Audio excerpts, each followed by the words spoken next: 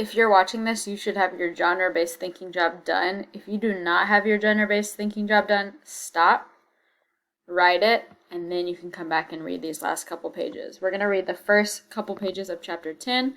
We're on 218. You should be following along in your book. "How does it look?" asked Papa as I passed through the sitting room on my way outside the door. Over a week had passed since he had been injured, and this was his first morning up. He was seated by the cold fireplace, his head still bandaged, his broken leg resting on a wooden chair. His eyes were on Mama at her desk. Mama put down her pencil and frowned at the open ledger before her.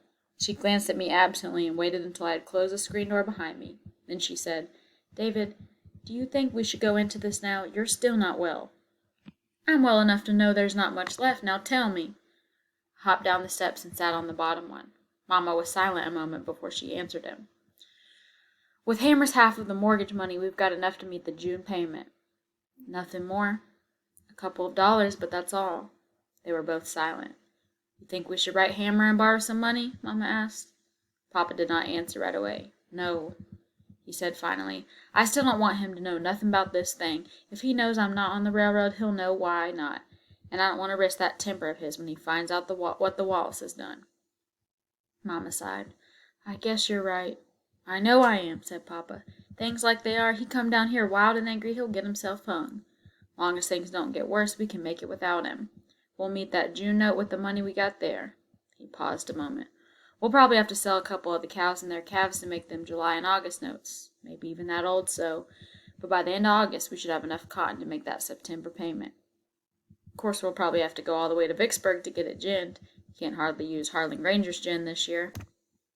There was silence again. Then Mama said, "David, Mama's been talking about going into Strawberry to the market next." "No," Papa said, not letting her finish. "Too much bad feeling there." "I told her that." "I'll talk to her." "Anything we just gotta have before that first cotton come in?"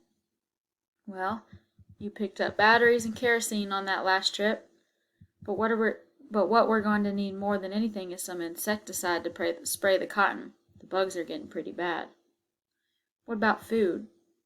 "Our flour and sugar and baking powder and such are low, but we'll make out. We don't have to have biscuits and cornbread every day. We're out of pepper and there's not much salt, but we just don't have to have those either. And the coffee's all gone. The garden's coming along nicely, though. There's no worry there." "No worry," Papa muttered as both of them grew quiet. Then suddenly there was a sharp explosion as if something had been struck with an angry force. "If only this leg wasn't busted!" "Don't let Stacy hear you say that, David," Mama cautioned softly. "You know he blames himself about your leg." "I told the boy it wasn't his fault. He just wasn't strong enough to hold Jack." "I know that, but he still blames himself." Papa laughed strangely. "Ain't that something?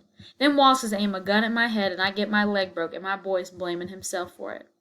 Why, I feel like taking a bullwhip to all three of them Wallaces and not stopping till my arm gets so tired I can't raise it one more time." "You're sounding like Hammer." "Am I?